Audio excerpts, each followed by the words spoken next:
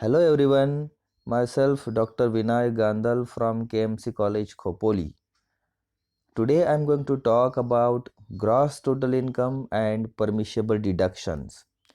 Dear student, in earlier some lectures we have studied about five heads of income like income from salary, house property, business profession, capital gain and other sources. In each head of the income, we have studied a detailed tax treatment procedure. In this video lecture, we will discuss about how to calculate gross total income and what are the various deductions allowable to the assessee under section 80C to 80U as per Income Tax Act 1961. In this lecture, we will also see about a detailed procedure of computation of gross total income. Okay, so first of all, we are going to understand the concept of gross total income. So generally the question is arise, what is gross total income? So dear student, as you know that there are five heads of income like salary, house property, capital gain, profits and gains from business or profession, and income from other sources. Okay, so when we talk about gross total income, so it is normally said that aggregate of all five heads of income before making deductions under section 80C to 80U is called gross total income. In short, gross total income may be defined as the aggregate of all five heads of income like salary, house property, business profession, capital gain and other sources. Okay. So it is the gross total income before making deductions under section 80C to 80U of Income Tax Act 1961. Means for the purpose of determination of gross total income, we have to understand the income under each head of income and also consider various types of deductions available to the assessee under section 80C to 80U as per Income Tax Act 1961. Okay. Now we have to learn about computation of gross total income and tax liability. So dear students, this is a simple chart which we can use to compute gross total income. So first of all, we have to consider the income under each head one by one. So first section is income from salary.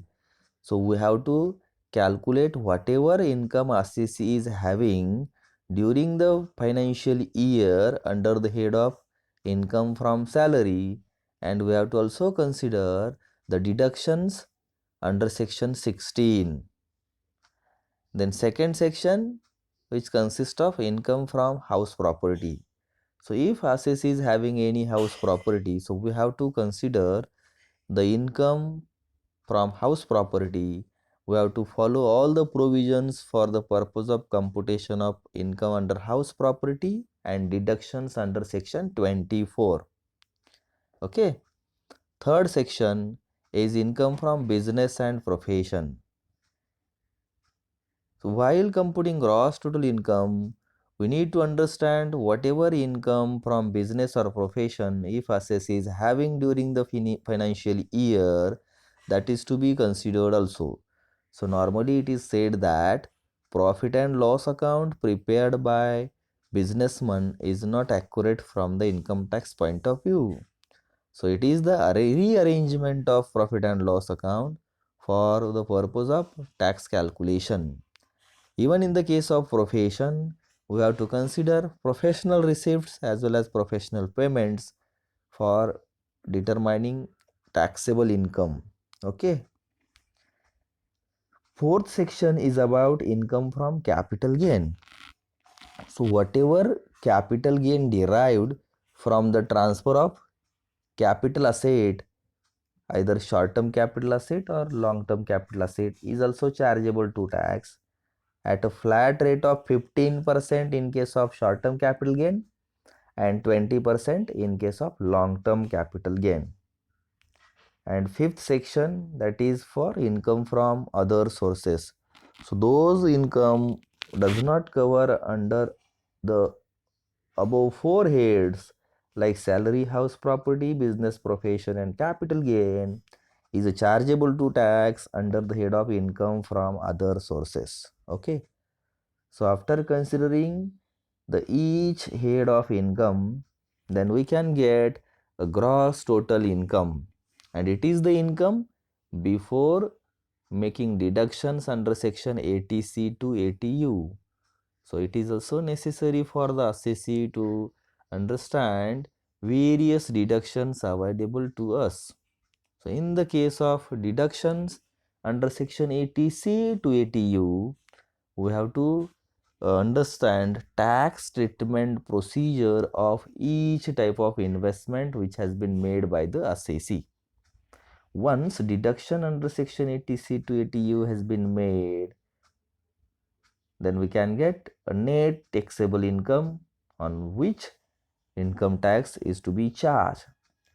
And as per the flat slab rate available for each financial and assessment year, we have to calculate income tax and we have to add 4% educational sage on the tax. And then finally we can get the total amount of tax liability. So dear students, this is the simple chart which we can use for determination of gross total income and tax liability of an assessee. Okay. Then it is also must for all of us to understand income tax slab rates for the assessment year 2021. Now we are studying for financial year 2019-20 and assessment year 2020-21. So here first of all we are going to understand income tax slab rates for assessment year 2020-21 available for each type of assessee. Okay. So first of all, the income tax slab rate for individual assessee under the age of 60 years for the assessment year 2020-21. Okay. So first slab rate, that is up to rupees 2,50,000, no tax is to be charged. Means 2,50,000 is the maximum exemption limit for individual assessee. If income exceeds rupees 2,50,000, then assessee is going to pay tax. So in the case of individual up to rupees 2,50,000, there will be no income tax. Next slab, that is from rupees 2,50,000 1 to 5 lakhs, 5% income tax is to be charged. Means on rupees 2,50,000, 5%, that is 12,500 as the amount of tax is to be charged in second slab. Okay. Third slab is that from rupees 5 lakhs 1 to 10 lakhs, 20% tax is to be charged. So in this case, means 20% on rupees 5 lakhs, that is 1 lakhs amount of income tax is to be charged on third slab. And if income of individual exceeds rupees 10 lakhs, then 30% income tax will be charged. So these are the various income tax slab rates for the purpose of calculation of income tax, especially for individual assessee under the age of 60 years. Okay. Then we have to understand income tax slab rates for senior citizens between the age group of 60 to 80 years. Okay. So in this case, the maximum exemption limit is rupees 3 lakhs, means up to rupees 3 lakhs no income tax will be charged.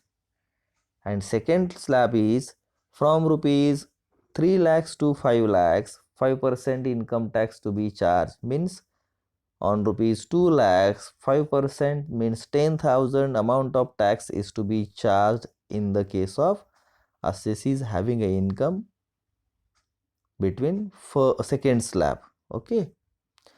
Third slab is that rupees 5 lakhs, from rupees 5 lakhs 1 to rupees 10 lakhs 20% of income tax is to be charged. Okay. And third slab, that is if income of senior citizen exceeds rupees 10 lakhs 30% tax will be charged. So these are the various income tax slab rates for especially senior citizens whose age between 60 to 80 years. Okay. Then third type of assessee, that is very senior citizen whose age above 80 years. So in this case, the maximum exemption limit is rupees 5 lakhs, means up to rupees 5 lakhs no tax will be charged. And second slab is from rupees 5 lakhs 1 to rupees 10 lakhs 20% of tax is to be charged. Okay. And third slab is if income of very senior citizen exceeds rupees 10 lakhs, then 30% tax is to be charged. So dear students, this is the various income tax slab rates for very senior citizen whose age above 80 years. Okay. Once the appropriate income tax has been calculated as per the slab rate available, then we have to add 10% surcharge on the income of assessee if his income exceeds rupees 10 crore. So surcharge of 10% is applicable if our income exceeds rupees 10 crore. Okay. And 4% educational sage on tax is to be also charged. And third provision, that is tax rate, that is rebate. So in the case of income does not exceed rupees 3 lakhs 50,000, rebate of rupees 2,500 is allowable to the assessee. Okay. Dear students, normally income tax is to be calculated on the total income of an assessee which is earned by the assessee during the previous year. So normally at the end of financial year, each assessee need to consider their incomes for the purpose of tax calculation.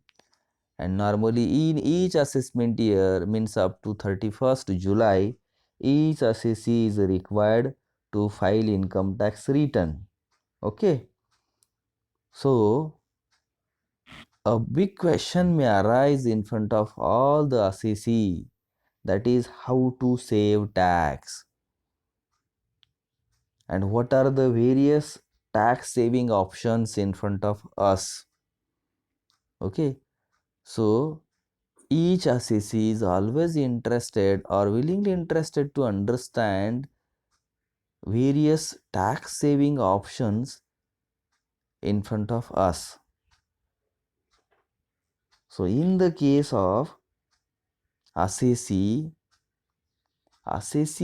may confused how to file return, how to save tax, and what are the various investment options. So first of all, it is necessary for assessee to understand various types of deductions which is allowable to the assessee as against investment made by him. That is called as a tax planning. So when we talk about income tax assessment and determination of tax liability, we have up to date tax planning. So each person is required to understand various types of deductions allowable under section 80C to 80U as per Income Tax Act 1961, or those assessee having an idea about the tax saving schemes, so they are enabled to make a proper tax planning. So tax planning is an important activity for each type of assessee for the purpose of tax saving. So now we have to understand here what are the various tax saving options available to the assessee. Okay. So dear students, the first section, that is section 80C, it mainly deals with investment made by assessee in life insurance policy, provident fund, national savings certificate, mutual fund, pension fund, principal amount of housing loan, tuition fees for full-time education, fixed deposit with bank for a period of more than 5 years, investment in equity shares and debentures. If any investment made in such type of instruments, then the assessee is allowable a deduction up to rupees 1,50,000 as per section 80C. Okay. So this is the common deduction which is available to all the assessee. Those are investing money in these type of categories. Okay. The second deduction which is allowable to the assessee as per section 80CCC, that deals with annuity plan of LIC, that is also called as receiving a pension from the fund. And in that case, whatever annuity plan of LIC assessee received during the previous year, the amount of deduction is allowable up to rupees 1,50,000. Okay.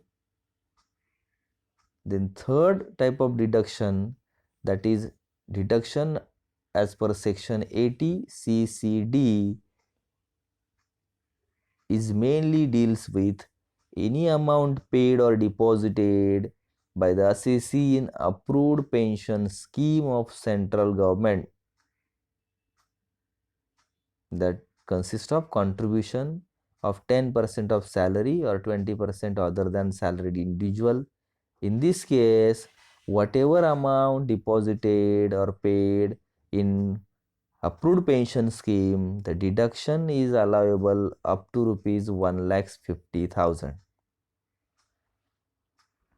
Fourth deduction as per section 80CCE, which mainly deals with the aggregate deduction under section 80C, 80CCC, 80CCD.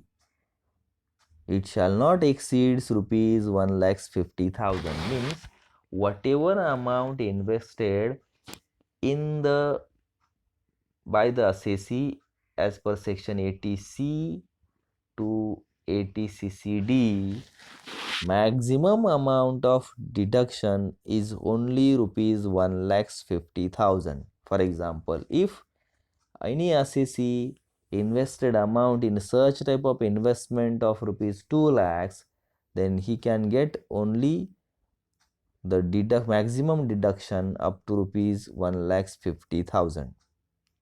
And in other case, if assessee made any investment in such type of sections for rupees 1 lakh, so in that case the assessee can get the deduction of rupees 1 lakhs only. So keep it in your mind. Maximum deduction under section 80C to 80CCD is rupees 1 lakhs 50,000. Okay. Then we have to understand the deduction under section 80CCD 1B, which is mainly deals with a deduction allowable up to maximum of rupees 50,000 above the maximum deduction of rupees 1 lakhs 50,000 under section 80C to 80CCD if any payment made to NPS or Atal Yojana.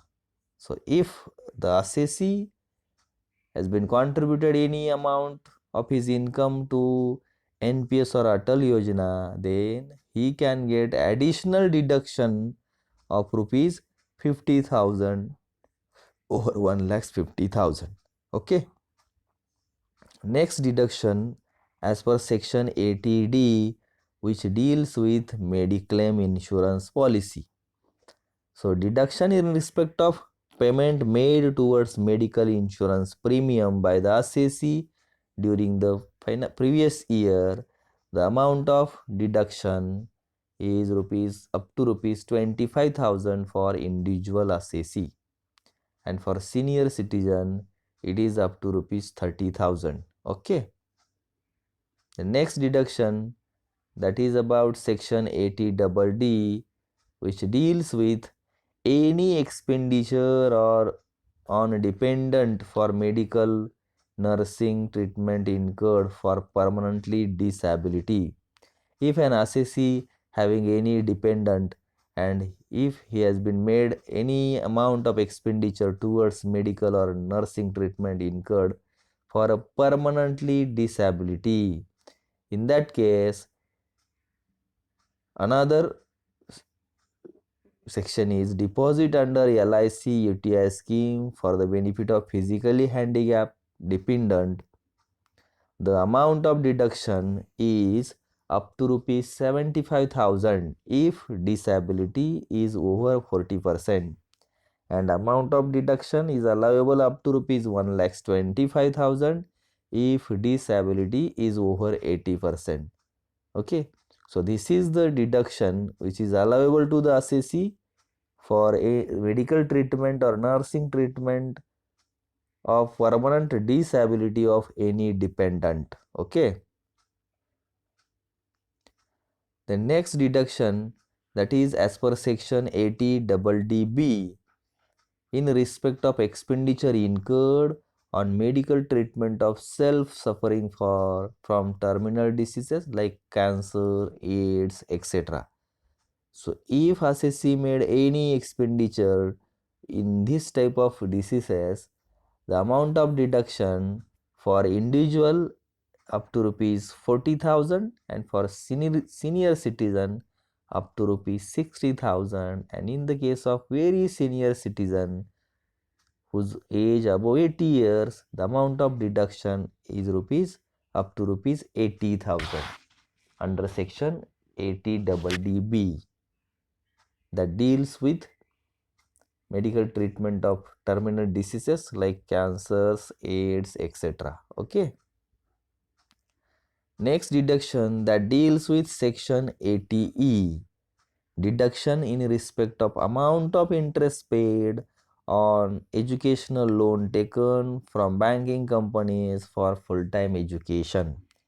So if assessee taken any loan from banking companies for his or uh, her son or daughter for full-time education, in that case amount of deduction is any amount paid by way of interest. So there will be no tax benefit on the principal repayment of loan. So the deduction is available for a maximum of 8 years or till the interest is paid, whichever is earlier. So this is the deduction for amount of interest paid on higher education loan taken for full-time education. Okay.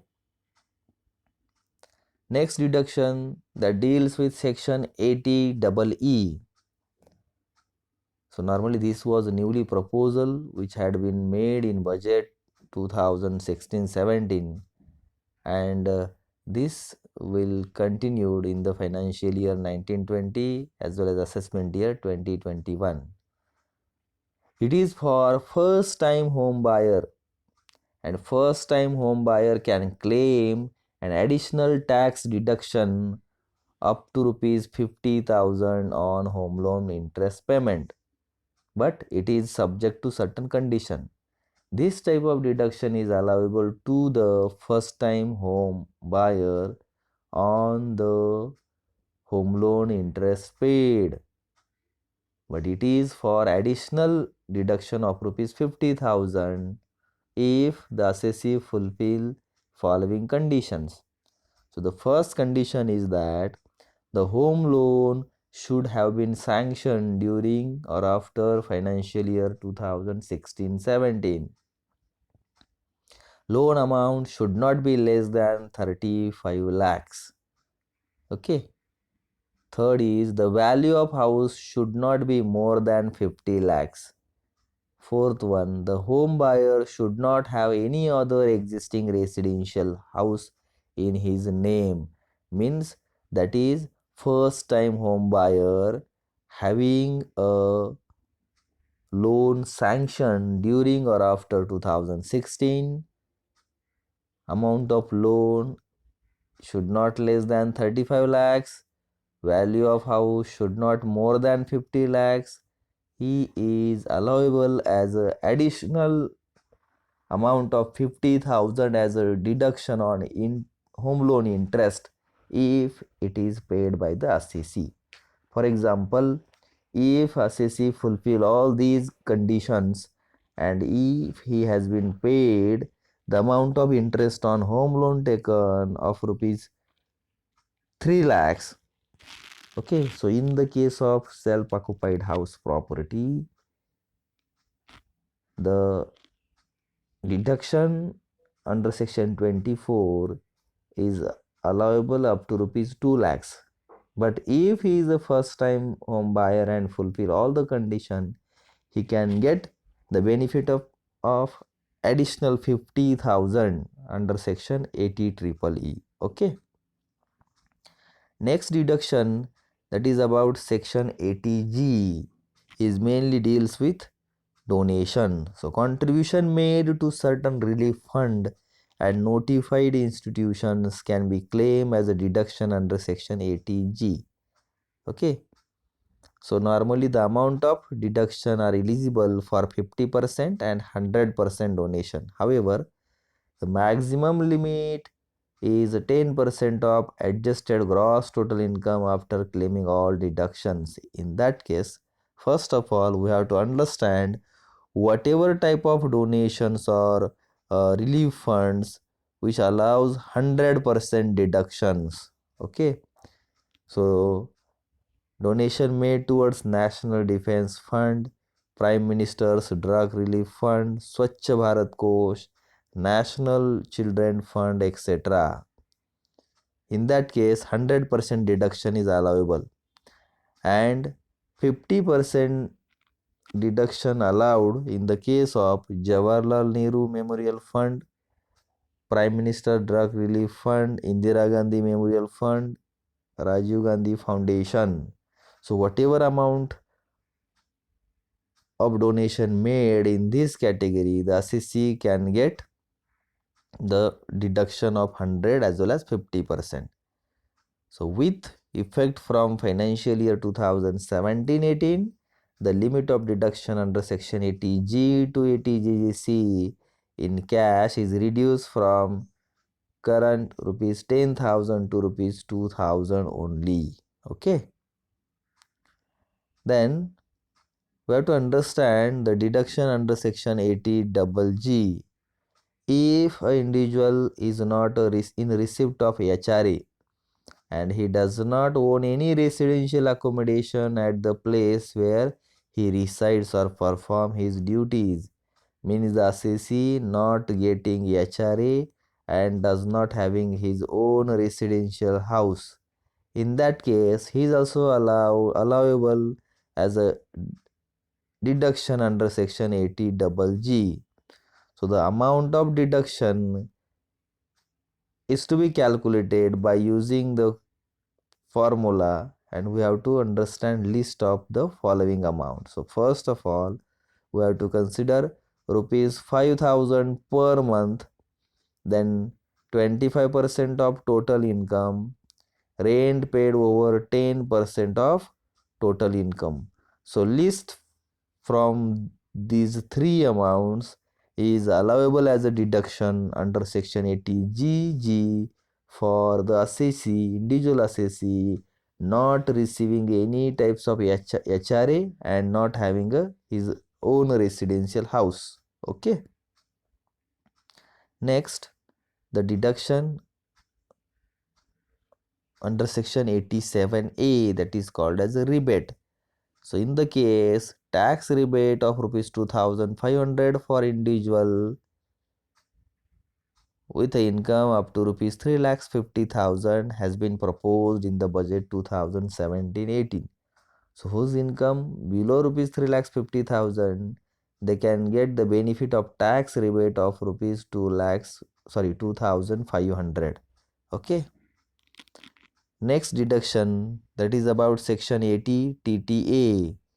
So in the case of assessee, the deduction from gross total income of an individual or HUF up to a maximum of rupees 10,000 is allowable in respect of interest on deposit in saving account with bank, cooperative society or post office. Okay. So in the case of section 80 TTA, whatever interest earned by the assessee from the saving account with bank and cooperative bank, post office, the amount of deduction is rupees 10,000. Means if amount of interest on saving bank account exceeds rupees 10,000, then the excess amount will be chargeable to tax. Means the deduction is up to rupees 10,000 as per section 80 TTA. Okay. Then section 24 deals with deduction in respect of interest on loan taken for house property. So in the case of deduction in respect of interest paid on home loan subject to a maximum of rupees 2 lakhs and rupees 3 lakhs for senior citizen in the case of self-occupied house property, and if property is let out, uh, there shall be no statutory limit of interest. So whatever amount of interest is there, full amount of interest is allowable as a deduction under section 24. Okay.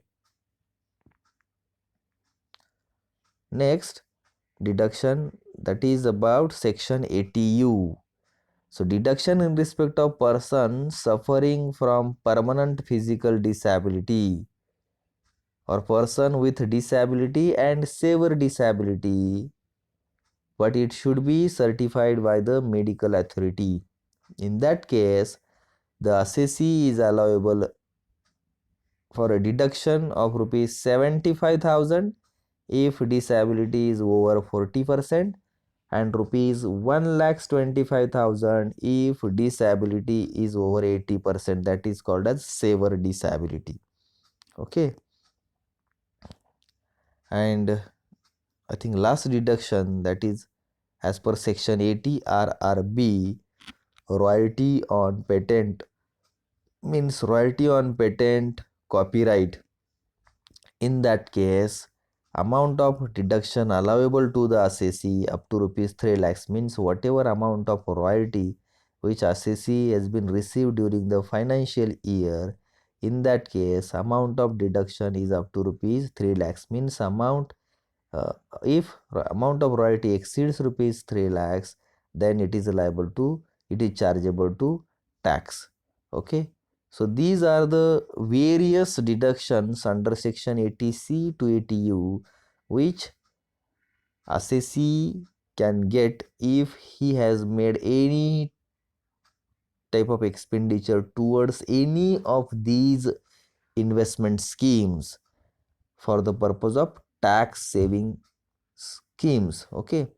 So if assessee wants to reduce his tax liability, that means to save the tax, he has to use any of these tax saving schemes.